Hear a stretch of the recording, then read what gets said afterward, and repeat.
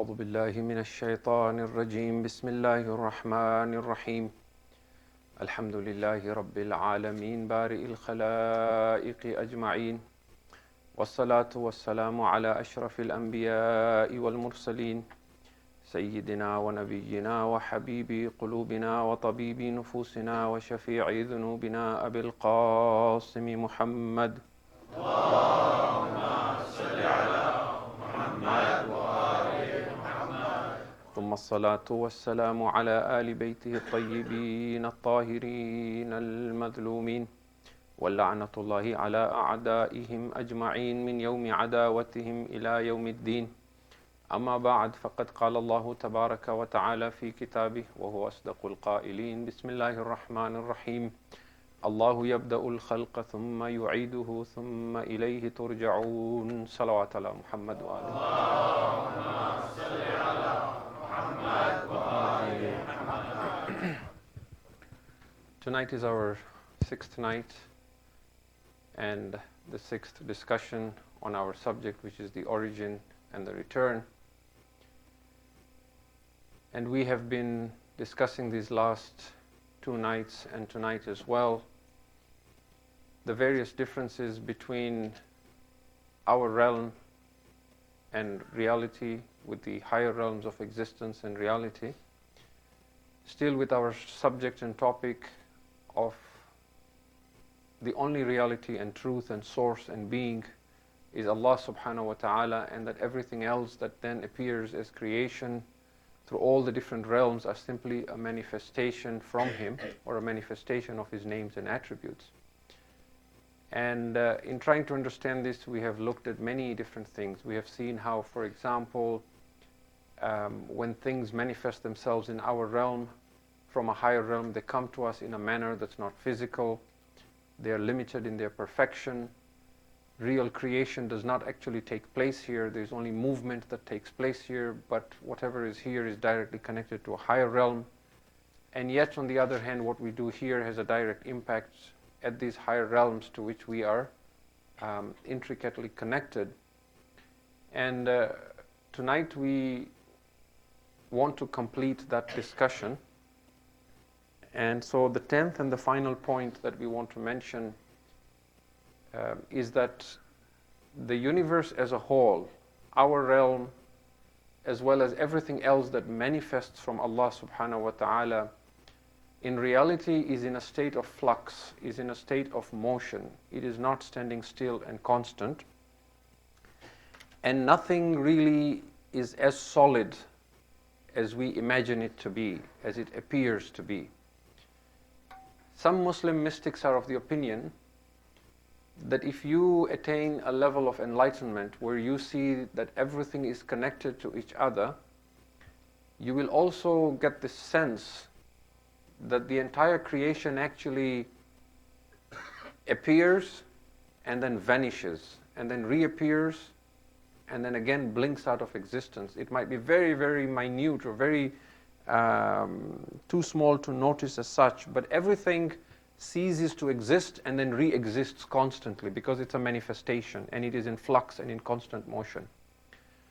And one perhaps example that we might be able to give in order to understand this is the case of the stars. If you speak to astronomers, they will tell you that some of the stars that you look at now, these stars actually ceased to exist thousands or millions of years ago. But the light that started traveling from them, because they are light years away, that light is still traveling and reaching us. So we continue to see that star blinking, and perhaps for the rest of our lives we'll see that star blinking, but that star actually ceased to exist a long, long, long time ago. And it will continue giving out its light even long after we are gone. But all you're seeing is the remnant of that star that has been traveling as light through, space. What we want to do tonight is try and bring in a little bit of science. This is something I had promised with a disclaimer to say I'm not a scientist, so whatever I say tends to be corrected. But we want to see the opinion of scientists, at least in terms of the general knowledge that we all have as laymen, and see how much of this actually validates what we have been discussing all these nights. So we start with this question to say that You keep talking of emanation, you keep talking of manifestation, you keep talking of the fact that God is the only reality. But when I feel the things around me, everything seems to be real, solid, independent, tangible. You know, my body, the walls, the tree, the mountain, everything I see is solid. It seems like it's an independent reality on its own. It doesn't seem like it's just a manifestation or an emanation of something. So let's ask science. What does science say? The first thing that science tells us is that if you're talking about the human body, most of the human body is not even solid, it's fluid. If you look at, for example, this term we call body water, right? Search for body water. You will find that a newborn infant, 75% of it is body water. An adult is about 65% fluid or water. And then, of course, there is a disagreement and a variation. You will see, for example, the female body is 50 to 55% fluid or water. The male body is 60 to 65%, and so on. But most of your composition is water. That means if we sucked all the water and fluid out of you, just like vacuuming it out, you would shrink and there'd be only like 35% of you left. That's the first thing. The second thing is, when we probe and ask scientists more, they say actually the skin on your body is made up of tissues. Okay, I'm using again layman terms. And if you break it down further, you have cells. And if you break it down further, you're made up of atoms. We all know this, right? Unless they've changed science, radically from the time I went to school, but it's all atoms. And then these atoms, 99.999999% is empty space. So you're made up of atoms. That atom, the mass in it is 0.0000000 whatever 1%. And then that atom is made up of particles like neutrons and protons and electrons.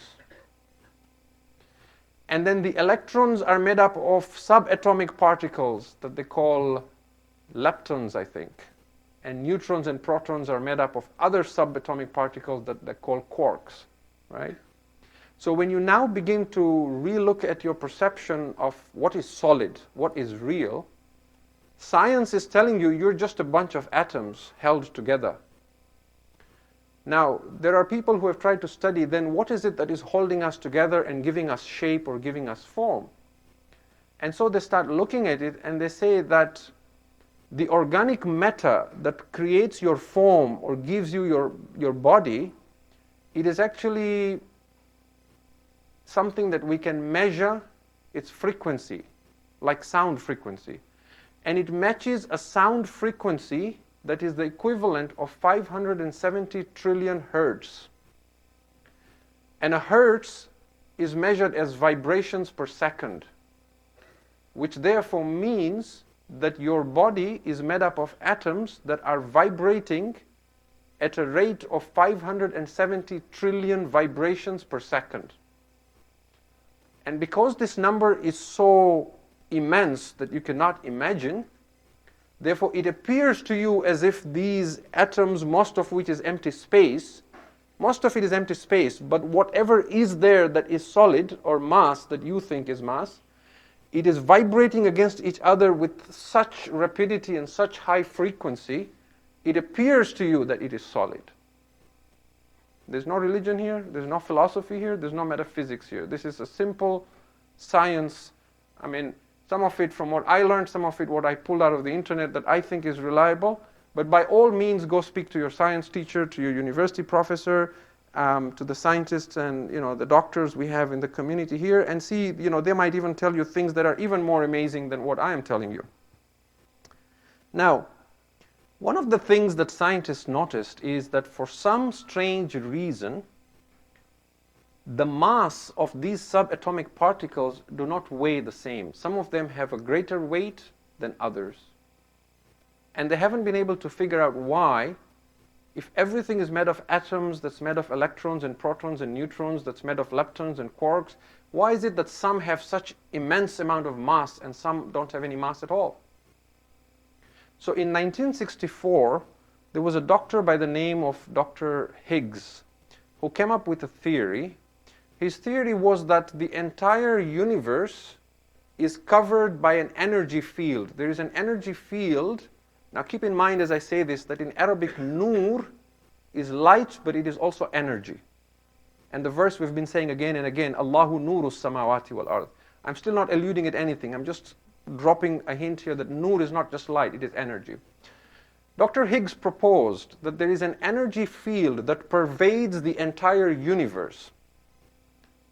And what gives any atom its mass is how those atomic or subatomic particles interact with that energy field and what they draw from it. And this energy field in time came to be known as the Higgs field, named after him. And this continued to interest scientists and physicists. And so they have been plagued with this idea that if we can somehow extract one particle from this energy field, we might be able to identify the absolute building block from which anything gets its matter or its mass that gives that atom even, what we might call solid in it, of what is left after you remove all the empty space. Right? So if we slow down the vibration from 570 trillion to be able to see that atom and separate all the space, whatever is left of it, what is it that is giving what is the particle that is giving matter its mass? And because of this, they began searching for this particle. Now its scientific name is the Higgs boson, but guess what is the layman's term for it? The God particle. The God particle. And this was big news, 2012 and so on, isn't it? You all know about the Hadron Collider, the atom smasher, right? What are we trying to do? We're trying to find the absolute particle that gives anything its mass. That is what is eluding people. When you keep all this in mind, and then all the documentaries you've seen about the string theory and all these other things, right? You begin to see that what we are talking about, emanation, manifestation, Allahu nuru samawati wal ard, it doesn't seem such a far-fetched and a wild idea. Because we're not saying that we are a figment of imagination or we're not real. We're just saying that we're not as solid and as real as we think we are. That we are an emanation from a higher source, from one source. That source we call Allah, but you could call it being, consciousness, whatever you want to call it. And so, scientists are spending millions of dollars trying to find this. And we need to ask ourselves that if different things in existence are simply made up of different atoms and subatomic particles that are simply vibrating at different frequencies, then what is it that is giving consciousness to us and to everything else that has consciousness? What is it that makes us sentient beings? Is it simply the brain in our heads and the self-consciousness and identity of I that is created through conflict at the time that I am born? Essentially, when you think about it, the whole universe, including ourselves, are simply swimming in an ocean of energy. Now, you can call that energy anything you want. You can call it nur, you can bring in the string theory, you can wait for scientists to discover, God particle. There's an interesting, fiction or novel written by Scott Adam, who is known more for his, comic strips and so on. But he also writes books that tickle the brain. And he has a book called God's Debris, which I don't want to sort of give a synopsis of because you might think I'm subscribing to the idea that he has in this God's Debris. But for those of you who have seen that book, it sort of plays a little bit into what we're talking about, the idea that everything in the universe is made up of, if there is a particle it's made up of, it would be God. If God was solid or real, then the building block, what we said yesterday, the space that gives anything the sense of room that allows things to come into existence or have any consciousness is from Allah. And that also is not the essence of Allah. It is not the that of Allah, which we said is unmanifested and unknowable. It is simply what we said are His names and His attributes. What is causing us a hard time is we're trying to think a name is made up of letters. How could God's names and attributes create this manifestation? When we say God's names and attributes, don't think of them necessarily as alphabets or letters in the sense that we say the name of something or the label of something. You could think of it as, that part that allows anything to manifest. We call it names because those are the things we identify and associate back to Allah. So for example, one of the names of Allah is An-Nur. An-Nur now is the light. But it doesn't have to be the word, the light, that causes the manifestation. The Nur could be the energy that causes then things to exist and come into any form of appearance that we now see.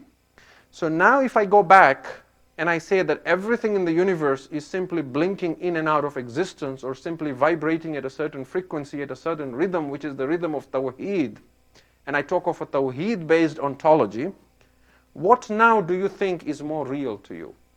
The idea of an emanation and manifestation, or the idea of solid, independent realities? It seems, at least up to this point, science is on my side. So everything begins to change now. We now begin to look at things differently. When I pray my salat, for example, and I say, بِحَوْلِ اللَّهِ وَقُوَّتِهِ أَقُومُ وَأَقْعُدْ, or even if I just recite the hawqala and I say, لَا حَوْلَ وَلَا قُوَّةَ إِلَّا بِاللَّهِ الْعَلِيِّ الْعَظِيمِ. Notice now, if we want to really pick on the words in this sentence carefully, I am not saying it is with the power and strength that comes to me from God that I am sitting and standing. What I'm actually saying is, it is with God's power and by Him that I am standing and I am sitting. But salat is simply a training ground. It is not that you stand and sit in your ruku and you sujood with Allah's power, but everywhere else you stand and sit with your own power. Not at all. بِحَوْلِ اللَّهِ وَقُوَّتِهِ أَقُومُ وَأَقْعُدْ is even now, because right now you are sitting because of God's power. Otherwise you have no ability to even sit or lie down or stand or have any form of existence. Now, let me try again here, once more, just to sort of try and make this a little more comprehensible. Let us suppose we took every one of the names of Allah and said every one of these names is a source through which we acquire different forms of energy and different abilities. And we say that Allah has not 99 names or 1,000 names, but millions and millions of names. Can we now begin to see how we can draw from different sources for everything we do? Let us take an example. Let us suppose there is an enlightened man, someone like Amirul Mu'mineen Ali ibn Abi Talib, salawatullahi wa salamu alayhi. Why do I mention him? I mention him because he has a tradition in which he says, I have never seen a thing except that I have seen Allah before it, and I have seen Allah after it, and I have seen Allah above it, and I have seen Allah below it. What does he mean? That whatever I see, I only see Allah interacting in everything I see. So let us suppose you have someone like him, an enlightened being, and he's watching another human being living a life and moving through life. What is he seeing? He sees the man walking down the street. What he sees is Al-Qadiru playing itself out, because it is with the power of God that the man is walking. The man is looking around. As he's looking around, what he sees is Al-Basiru is manifesting itself, because whatever you see, any form of vision, ultimately comes from him. And the man is listening to the sounds around him. Those are coming from As-Sami'u. Now as he's walking, he sees a beggar on the side of the road sitting there and asking for some help. Now the man feels some compassion in his heart. That compassion is not any inherent goodness that comes from him. It is Al-Hannanu that is manifesting himself. So he puts his hand in his pocket to remove some money, and that is Ar-Razzaqu playing itself out, because that wealth came ultimately from Ar-Razzaq. He takes out and he gives some change to the poor man. Now that is Al-Jawadu playing itself out. He walks further on and someone calls him again for help. And now An-Nasiru is beaconing him. But now Shaitan uses his ego and causes him to fall asleep and become unconscious and heedless. So now he blocks that An-Nasiru from manifesting itself. Because of that heedlessness and unawareness, that name does not manifest itself. Now the self-will, the egoic self-will that stands in rebellion to surrender to God, blocks that name from manifesting itself at that point. And then as he goes home, he realizes, what I did was wrong. I should have helped the man. and he feels a sense of regret. So Al-Ghafuru begins manifesting himself. He asks Allah for forgiveness. At-Tawwab manifests itself. So even when you seek forgiveness, it is Allah's blessing and manifestation. Otherwise, we in ourselves have no inherent goodness to manifest that. And then he goes home and he sees his child, and there is this overwhelming love for the child, and Al-Wadudu begins to play itself out. The child is crying, so he picks the child up and he kisses the child, and now Ar-Rahimu is playing itself out. Do you begin to see that human beings in themselves inherently have no goodness that they can take credit for? All credit ultimately belongs to God, which is what we said yesterday from Ayat al-Kursi. وَلَا يُحِيطُونَ بِشَيْءٍ مِّنْ عِلْمِهِ إِلَّا بِمَا شَاءَ. They have no access to any form of knowledge except what He releases and gives to them. If we embrace this idea, it removes a lot of malice within society and community as well. Why? Now when I see someone who has any kamal in him, I don't feel jealous of him. Instead, I admire him, because what I am seeing is God manifesting Himself through that creation. I have no reason to feel jealous, because there's nothing good in him. If he is displaying such great knowledge, it's not him that is it is Al-Alimu manifesting. I should be admiring Allah, just like you admire the sunset. You say, Subhanallah, what a great creator. Look at what He is doing through this creation.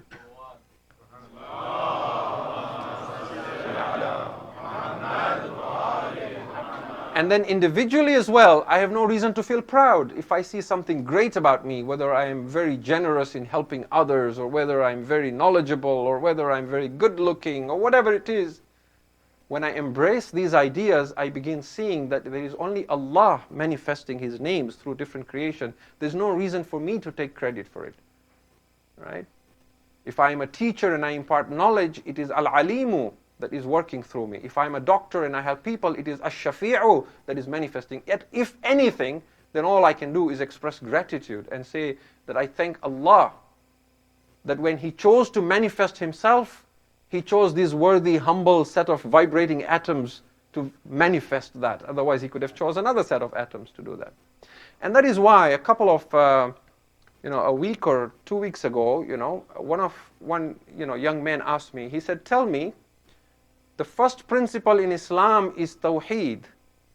What if the first principle in Islam had been to care for others and care for humanity? How do you think the world would have turned out? Would it have been a better place? And I said to him, if anything other than Tawheed was the first principle of religion, this world would have been far worse than it is today, though you cannot imagine it. Why? Because inherently there is nothing good in the individuals that you see around the world. Whatever good they display is coming from Allah. Tawheed is primary, and it is the most fundamental and important principle, because when Tawheed is acknowledged, then there is no resistance to these beautiful names of Allah. It allows them to manifest, which then allows justice and kindness and compassion and generosity and humanitarian help for each other to help. It is just God's principle that Aballahu an yajri al-ashya illa bi asbabiha. Allah has decreed that He refuses to do anything directly except through causes and effects. So Allah has decreed that when He wants to help the poor, He will not drop gold coins from the heavens to them. He will get another human being to help that. But there is no question here that we do so much for human beings, why doesn't Allah do? It is Allah doing it through you.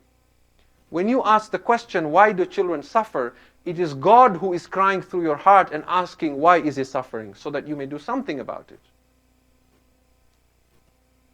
And that is why Tawheed is central. When you oppose Tawheed, when you embrace Shirk, if human beings had not embraced Tawheed, and they would have all had rigid egos by which they completely resist the names of God, then all you would have seen is chaos. You would have seen selfishness. You would have seen only animalistic behavior. You would have seen the world being far worse than it is today. If you can recite as-salawat ala Muhammad wa ali Muhammad.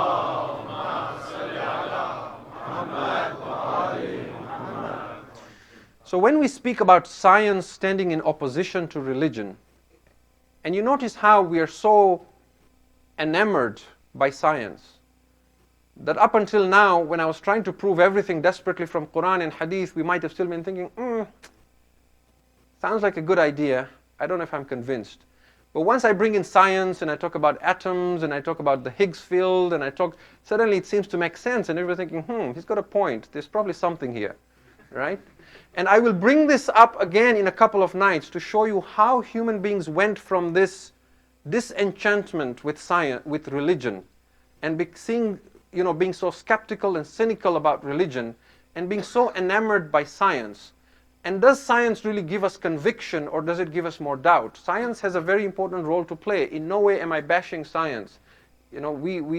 Science is something that Islam, in fact, encourages. But what I want to say here is that the whole idea of religion and science standing in opposition is actually coming from the fact that religion had a clash with the church, not with religion, not with Islam. There was a time when the founders of science, the inventors of science, people like Newton and Galileo and so on, were devout Christians. But what they discovered stood in opposition to what the church was preaching. They were saying things like the earth is not the center of the universe. And because there was this collision between these religious people who were trying to, on one hand, struggle with what they were discovering through their observation of nature and what their faith was telling them, and their persecution, that led to people moving away from science, and then church and state being separated. And then this whole idea that science and religion do not go together. But they in fact go very well together, and we shall talk about this.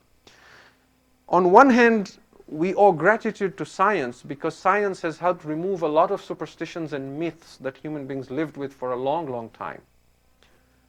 And it has offered us many solutions, obviously, to a lot of the problems we have in life, new discoveries in medical science, in technology that has made life easier for us. On the other hand, science has also has brought humans to a point where they tend to doubt everything that comes from religion, to be skeptical and cynical about anything that is faith-based. You can't have faith in everything. You don't, in fact, have faith in anything unless you can prove it in the lab. Okay? And so, in a sense, they threw the baby and the bathwater out.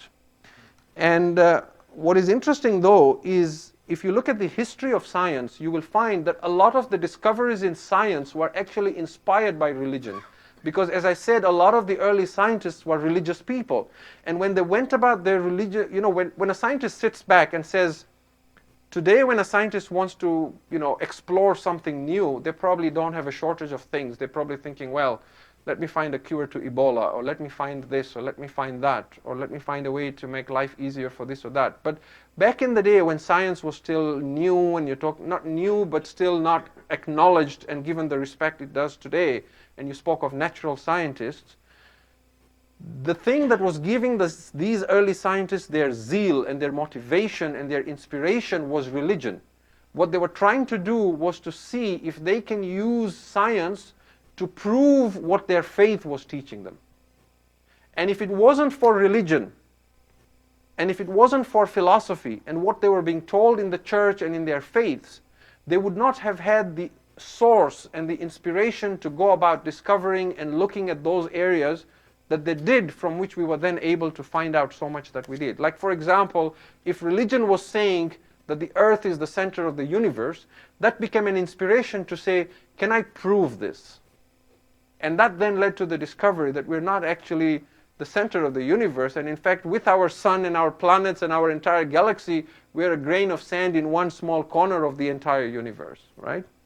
So, we owe a lot to science, but we also have some issues when we try and pitch this to and say that science comes before religion. And I will come back to this, inshallah, in a couple of nights.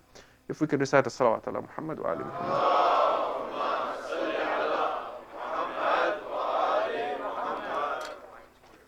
I want to now switch to a different subject. What I have been discussing thus far was something I was supposed to have finished last night. And this subject is now to talk about the hereafter and the concept of the Day of Judgment as a reality that is with us today. And we've been saying this time and time again, that the higher realms of existences are actually with us.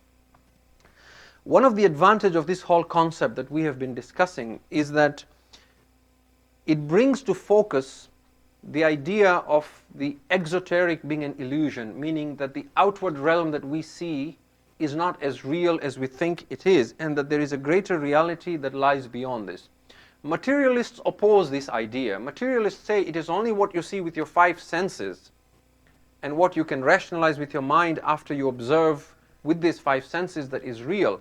This idea of God and religion and angels and demons and heaven and hell, these are all myths and legends and imagination going wild and just things that have no place in the world today. The Quran obviously disagrees with this. Quran repeatedly says, "Alladhina amanu, alladhina yu'minuna bil ghayb." It describes in the opening verses of Surah Al-Baqarah that the sign of the faithful are those who believe in the unseen. And again at the end of Surah Al-Baqarah, where it tells the faithful to declare their faith, it describes it as kullun amana billahi wa malaikatihi wa kutubihi wa rusulihi, that we all say that we believe in Allah and His angels and His books and His messengers and so on. And repeatedly the Quran talks about alladhina yu'minuna billahi wal yawmil akhir, those who believe in God and who believe in the last day. Converse to this though, the Quran says that those who deny it, on the day of judgment, when they are awakened to this reality, it will not be a reality that was far removed from them, but they will come to realize that it was with them. They were simply heedless of it. For example, in Surah At-Tur, which is chapter 52 of the Quran, verse 14 and 15, Allah says that when the faithless are shown the fire of hell, they are told, هَذِهِ النَّارُ الَّتِي كُنْتُمْ تُكَذِّبُونَ أَفَسِحْرٌ هَذَا أَمْ أَنْتُمْ لَا تُبْصِرُونَ. This is the fire of hell that you used to deny. Is this now magic being played on your eyes, or can you not see? What the verse is saying is that this is what you used to deny, but it was with you. You could not see it. Now that you can see it, are you still going to say, I'm seeing it, but I can't believe it, it's magic?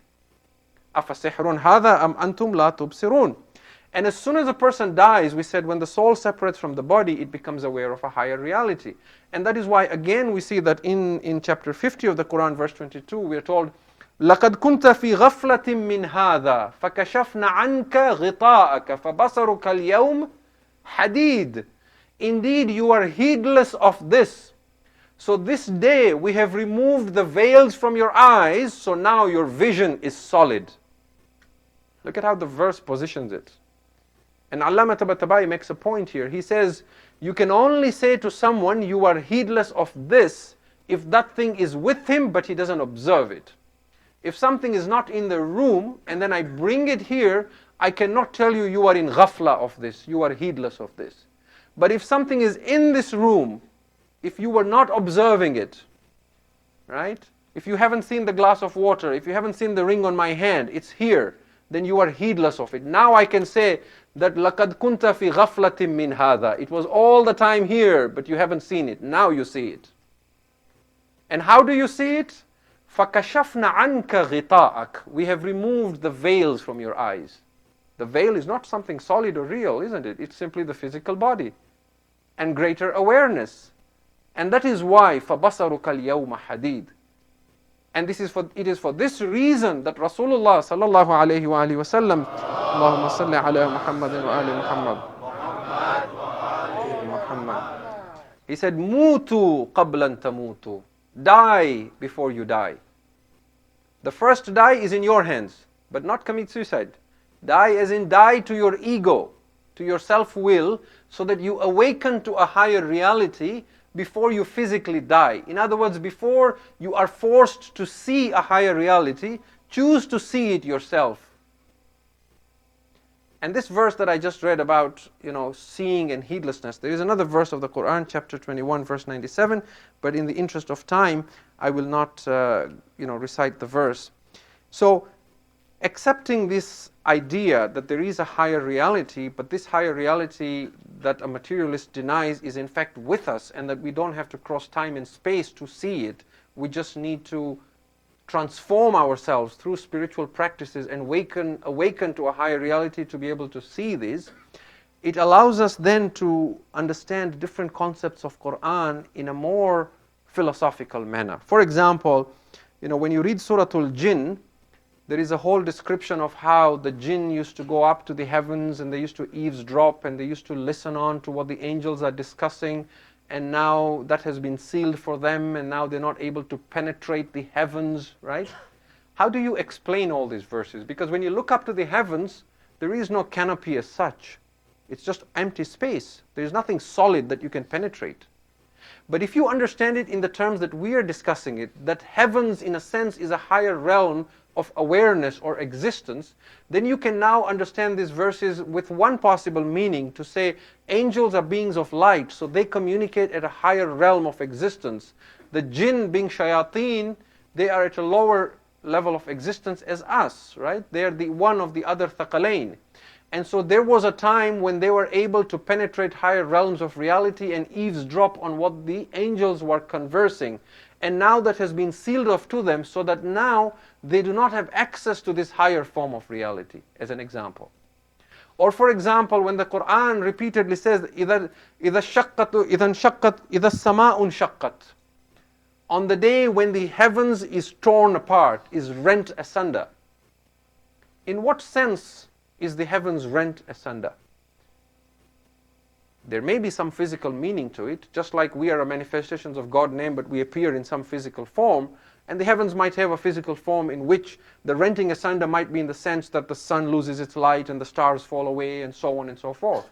But another esoteric meaning of it, إِذَا السَّمَاءُ انشَقَّتْ, when the heavens are rent asunder, would mean when these realms of higher reality, when these higher levels of consciousness and awareness is torn apart and becomes accessible to those who are of this world.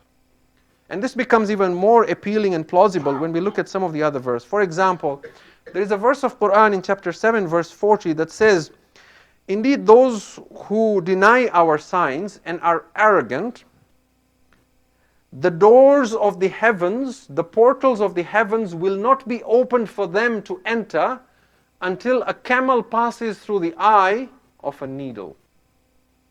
لا تفتح لهم أبواب السماء ولا يدخلون الجنة, nor will they enter paradise حتى يلج الجمل في سم الخياط.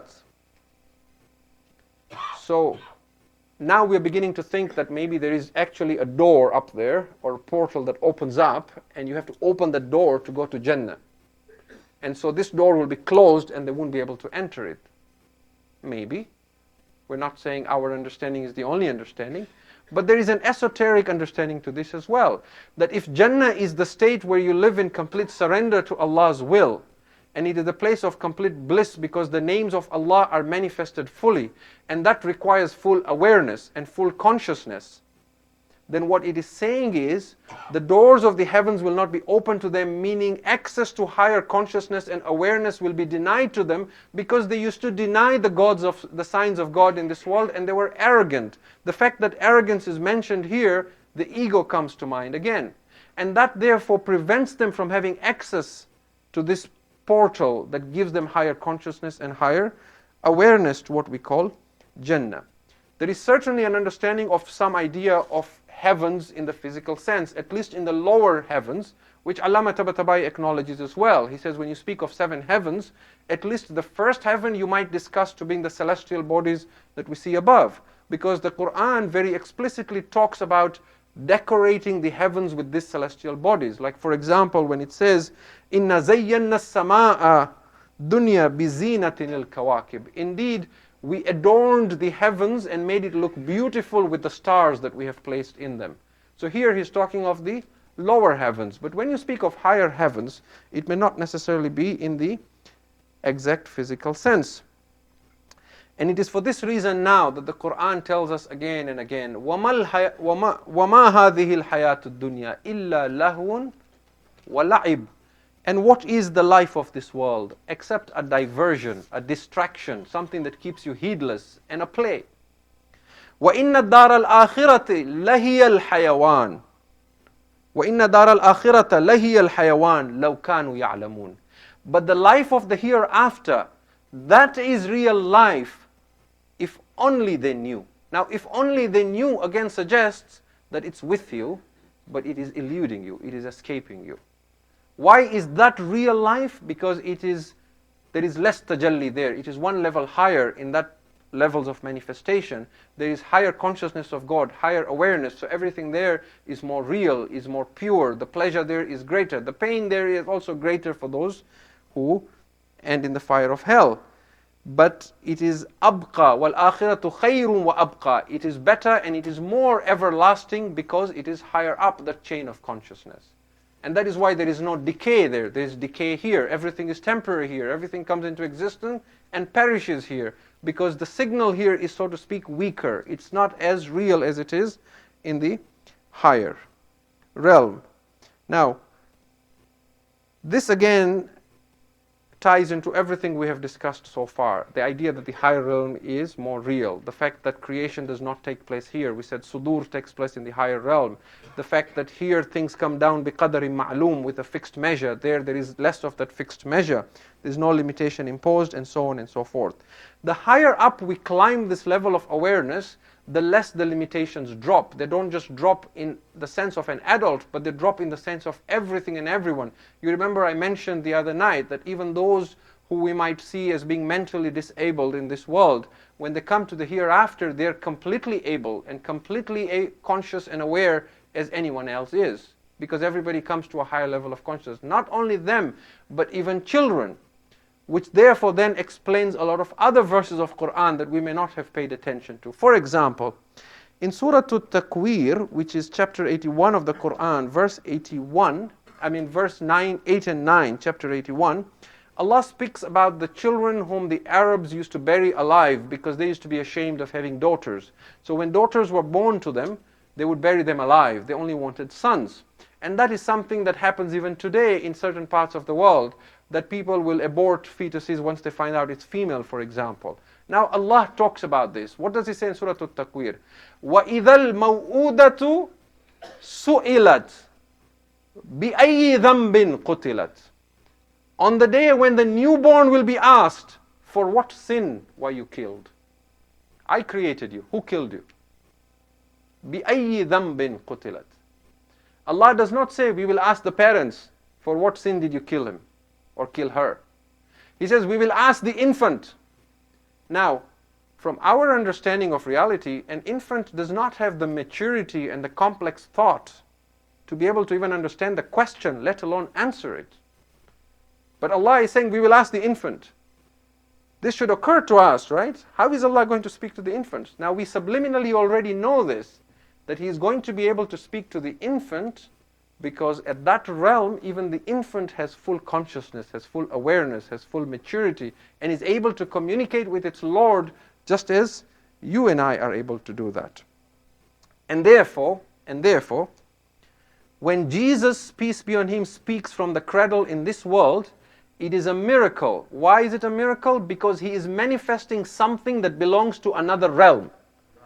But on the day of judgment, it is not a miracle because every infant can speak like Jesus. When Musa alayhi salam speaks with Allah here from the burning bush, it is a big miracle. He's given a title, Kalimullah. But Yawmul Qiyamah, everyone is Kalimullah. Every one of us is now talking to reality one-on-one, is talking to being and consciousness one-on-one. Why?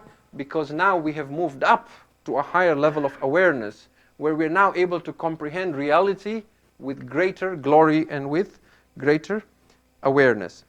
Does that mean that the only thing that is separating us from experiencing higher reality is conviction and knowledge and awareness?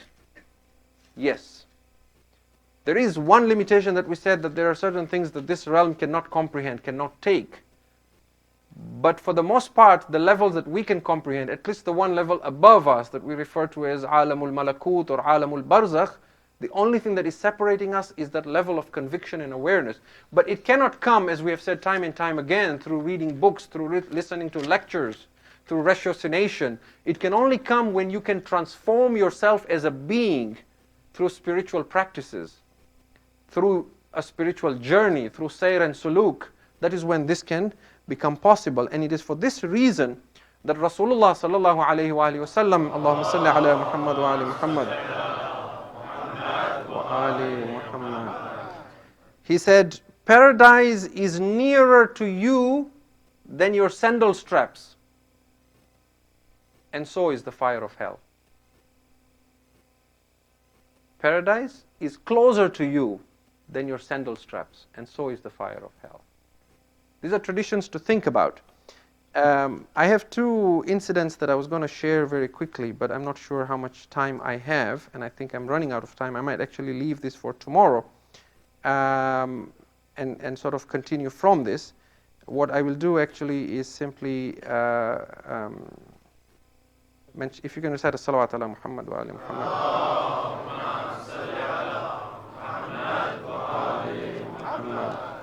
There are some mystics who are of the opinion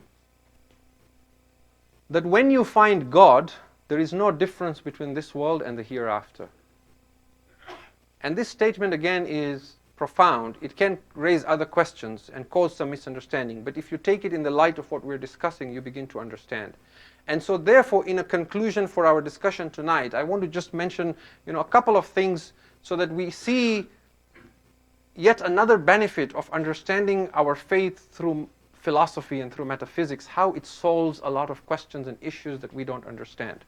A lot of times we hear things in history, in tarikh and in masa'ib, that we question and we say, well, this is not something we should be saying from the pulpit because people will ridicule us, they'll laugh at us, they'll say, this does, in this day and age, you surely can't be believing things like this, right?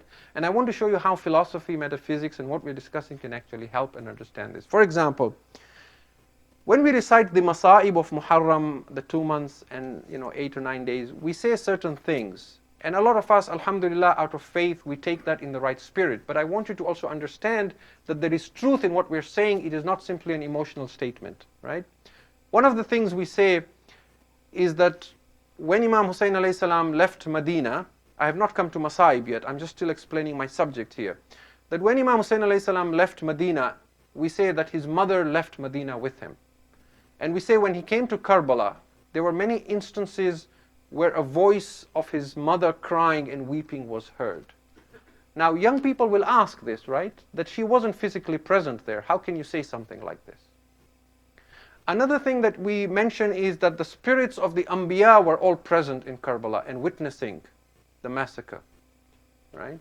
Again, the question comes as to how this was happening. Another thing we hear in Masa'ib is that when the prisoners were being taken from Karbala to Kufa, we hear this incident where the daughter of Imam Hussein alayhi salam falls off the camel, and then Zainab alayhi salam goes looking for Sakina, and she finds a lady. Now, it's not just hearing a voice. Now she sees a lady who is covered, who is holding the child.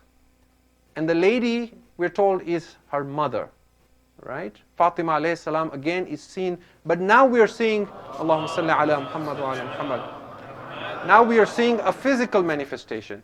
Another even more common and popular incident that we mention is on the night after Ashura, when we talk of Sham-e Ghariba.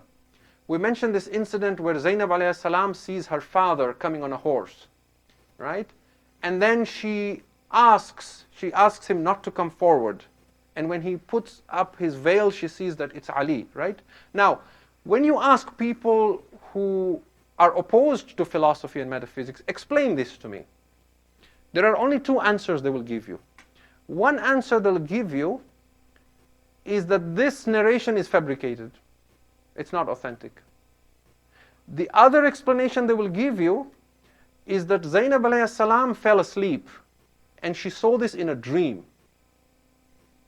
It was a vision, but it wasn't actually true that happened, isn't it? Now I offer you a third possibility with what we are saying. What we are saying, remember we said earlier on that the hadith of Imam Jaffer as-Sadiq salawatullahi wa salamu alayhi, Allahumma salli ala Muhammad wa ala Muhammad. He says that when people leave this world and they come to this next realm of existence, alamul barzakh, this alamul barzakh exists with us in this world. And Imam Ali alayhi salam used to go to Wadi Salam and speak to the spirits of the dead. Right? And the 6th Imam said that if you see the spirit of someone who has passed away, you will recognize him. It will be as if you are seeing the person himself. The only difference is that because we don't have that higher level of consciousness, therefore we are not able to see the spirits of those who have passed away. There are so many traditions of people who are traveling in the night. They stop momentarily by a cemetery at night. They have a vision, and they momentarily see like all the spirits of the dead sitting on their graves, and they walk around and they talk to the spirits of the dead, right? You've heard of all these incidents. What is it telling you? It is telling you that those who have left their bodily existence, they are with us in this plane of in this world, but they are simply in a different plane of existence. You could say that their spirits are vibrating at a different frequency, just like there are frequencies of sounds we can't hear, there are lights that we cannot see. It is a limitation of our physical body that it cannot hear certain sounds, and some animals can hear some sounds that we cannot hear, isn't it? There are lights that we cannot see. You could think of it in that sense, that there are realities all around us that we simply do not comprehend. However, we also know of spiritual individuals from ulama as well, who have attained a level of spirituality where we say they can see people in their true forms, or they're able to communicate with spirits. This is a part of our faith. You cannot deny this. There is tons of evidence. Therefore, another way of explaining this is that an eminent personality like Zainab alayhi salam, who has this high level of ma'rifah, right? She is an alima ghayr mu'allama. She used to teach Quran and tafsir in Medina. Her understanding of Tawheed is beyond the understanding of even the highest of scholars. An individual like her, at a time when there is intense calamity befalling her, it would not be surprising that she is able to tear away the veils of this world and perceive the next world. In which case then, she sees her father in reality. It does not become a dream, nor does it become a fabricated tradition. There is a perfect good explanation if you think about this, and we will continue talking about this. And tomorrow night I will continue with the subject and give you more evidence again of this, of how these two worlds coexist. And what is lacking is simply our unconsciousness, our being veiled and heedless, our lack of that transformation to that higher state of awareness. Otherwise the realities exist with us. And therefore it should not bring about cynicism or skepticism right away when we hear this and say, oh well, I'm educated, I am, a scientist, I cannot believe this. There are truths that are even higher than what science can offer you, provided we are willing to consider in the light of what we have been discussing. And inshallah we will continue on this in the coming night, inshallah. If you can recite the salawat ala Muhammad wa alihi. Salli ala Muhammad wa ali Muhammad. Allahumma salli ala Muhammad wa ali Muhammad. Tonight is the 6th night of Muharram. And up until last night, we have been paying our respects to the companions, the Ashab and the Ansar of Sayyid al-Shuhada alayhi salam, and the sacrifices they gave. And obviously we cannot do justice to every one of those companions. And that is why we remember them collectively and send our salams on them. But from tonight, we want to now start remembering the family of Imam al-Hussein alayhi salam, the Banu Hashim themselves, the loved ones of Hussein. And what is more heartbreaking as well is that whereas all the companions of Abu Abdullah al-Hussein were grown-up, adult men, the family of Hussein alayhi salam, many of them were children, many of them were young, many of them were not trained in warfare. And tonight in particular, we want to pay our respects to the two sons of Zainab alayhi salam, Awn and Muhammad. Zainab alayhi salam is not just alima ghayr muallama, she is also ummul masa'ib. She is ummul masa'ib because of the amount of tragedy she took upon herself, the amount that she withstood. Before Karbala, during Karbala, after Karbala, and even when she went back. And to this day we remember her as Ummul Masa'ib. And what makes her even so special is that even though she had her own children she lost, when you think of Zainab alayhi salam, you see her mostly as being the go-to person in Karbala, the strongest of all who are there, the one who keeps everyone together, and the one who is constantly reminding people of Hussein alayhi salam as opposed to her own children alayhi salam. Zainab alayhi salam is the oldest daughter of Amir al-Mu'mineen alayhi salam and the Lady of Light, but she also had a very, very close bond to her brother Hussein. Her relationship to Imam al-Hussein alayhi salam was so close that they were inseparable from childhood. Some of the Arbab of Azah say that when Zainab alayhi salam was a baby, if she were ever to cry and become restless and no one could calm her down, they would give Zainab alayhi salam to Hussein. When Hussein would hold Zainab, she would calm down. Zainab alayhi salam could never imagine a time when she would live without her brother Zainab alayhi salam, without her brother Hussein. And that is why we are told that when Imam Ali alayhi salam married Zainab to Abdullah bin Jaffer, one of the conditions he put to Abdullah bin Jaffer, he said, "Oh Abdullah, I am giving you my daughter Zainab on the condition that you will never separate her from Hussein. That wherever Hussein goes, Zainab will go." And Abdullah had agreed to this because Amir al-Mu'mineen's vision was on Karbala. He knew there will come a time when she will need to go with Hussein. And sure enough, that day came when Zainab alayhi salam left and came to Karbala with Imam al-Hussein alayhi salam.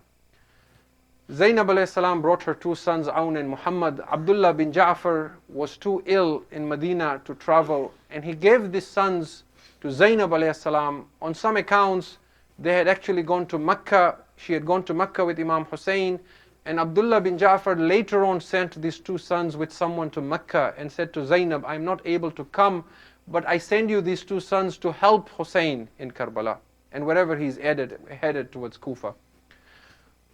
On the night of Ashura, we are told that when the Ashab and Ansar were gathering together, giving each other encouragement, busy in prayer and worship, and there was the sound of humming and prayer, Imam al-Hussein alayhi salam decided to walk around the Khayyam. And he began walking around the tents and watching and listening at what is happening. At one point, he came to a tent where he saw his sister Zainab alayhi salam. She was sitting with her two sons before her, Aun and Muhammad. These are young boys, one is 9 and one is 11. And she's talking to them and saying, "Look, my sons Aun and Muhammad, tomorrow a battle will ensue between us and the Yazidis. You are young, but you must not hold back your lives from going to fight for your uncle Hussein. Look, Aun and Muhammad, you are the sons of Jaffer al-Tayyar, and you are the sons of Ali bin Abi Talib. You are the grandchildren of Jaffer al-Tayyar and Ali bin Abi Talib. Do not shame me before my mother Zahra yawm al-Qiyamah. Do not hold yourself." And the boys, proud of their descent, proud of who they were, speaking to their mother with pride and saying that, "Oh Amma, give us permission to fight on that day from our uncle Hussein, and you will see the kind of jihad we do." They are enthused, they are zealous to go and fight the next day. But when the next day came on the day of Ashura, in the morning of Ashura, the Ashab went to fight, and after Dhuhr, as the family began going, and the brothers of Abul Fadl al-Abbas went and became shaheed, and Ali al-Akbar went and became shaheed, and Qasim went, we are told that the sons of Zainab alayhi salam repeatedly came to Imam al-Hussein alayhi salam for permission. But every time Hussein saw Aun and Muhammad coming, he turned his face away.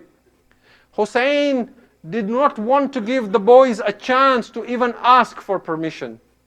When they realized that no matter what they do and from whatever direction they came, Hussein would not acknowledge them, they went back to their mother and said, "Amma, our uncle Hussein does not acknowledge us. We try to keep going for permission, but he will not speak to us." Now look at the mothers of Karbala, our salam to Ummul Masa'ib.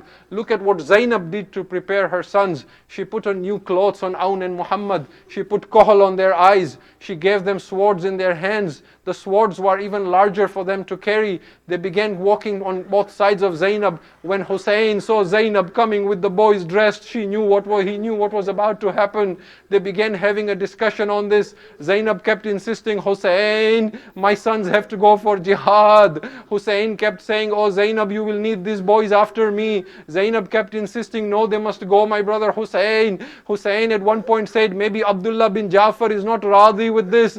Zainab said, "But no, Abdullah himself sent them." When Hussein finally gave in, he held the boys and he hugged them and wept. Then he said to Abbas, "Abbas, prepare these boys for jihad. Look at how young these boys are. These boys are so young, they have never experienced war. Abbas is teaching the boys. He says, look, Aun, when someone attacks you from the right side, this is how you defend yourself. Look, Muhammad, when someone attacks from Maysara, this is how you defend yourself. When someone attacks from Maymana, this is how you defend yourselves. Allah, Allah, these boys are so young. These boys are so precious. These boys are so fragile that the Arbab of Azah said that when it was time for them to go to the Maidan, they were not even able to get onto the horse themselves. Hussein and Abbas had to lift the boys and place them on the horse.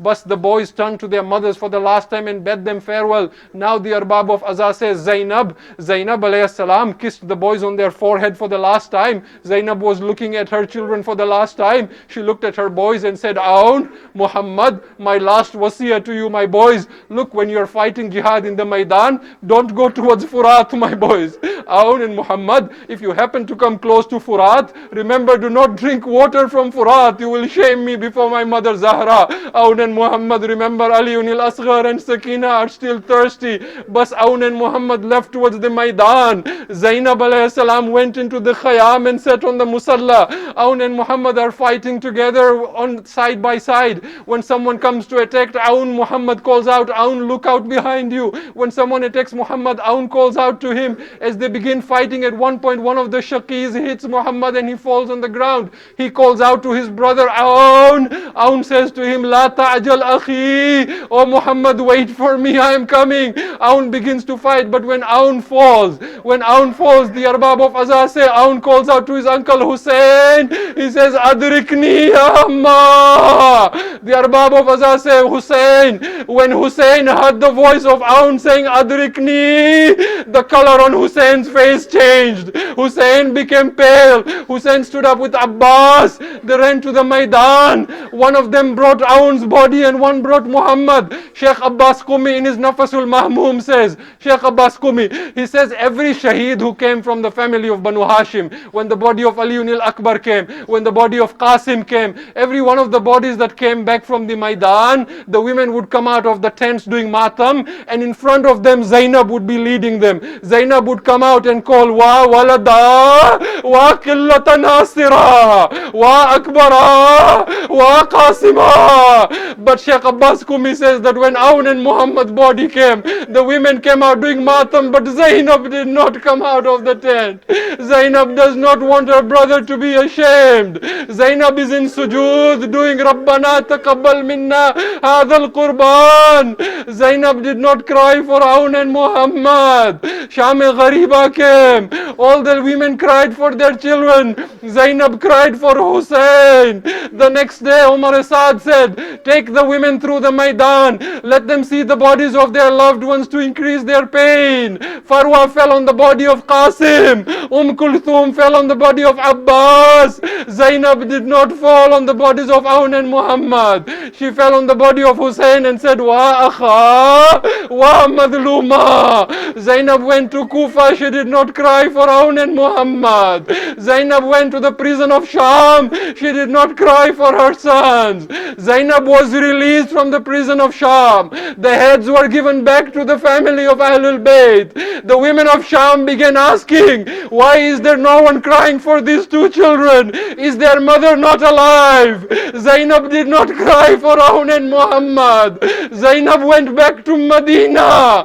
Zainab went to the Haram of Harjad. Yes, she said, Jadda, I have saved Islam and come back. But she did not say, Rasulullah, I lost my Aun and Muhammad. Zainab went to the qabr of Fatima. Yes, she said, Mother, if there was no ghair mahram, I would show you the marks of ropes on my hand, and I would show you the lashes of shimmer on my back. But Zainab did not say, Amma, I lost my Aun and Muhammad. But when Zainab went back home, and Abdullah bin Jaffer saw an old lady standing outside his house, and he said, Hallaki haja ya amatillah. Then Zainab lifted her niqab and said, Abdullah, Zainab's back has been bent. Zainab's hair has turned white. You do not recognize Zainab anymore. Abdullah, my condolences over your son Aun and Muhammad. I do not know how Zainab entered her house again, but perhaps when Zainab saw the room of Aun and Muhammad, then Zainab must have sat sat on the floor and cried, Wa walada, wa awna, wa Muhammada, wa ghurbata. Matam Hussein, Ya Hussein, Ya Hussein.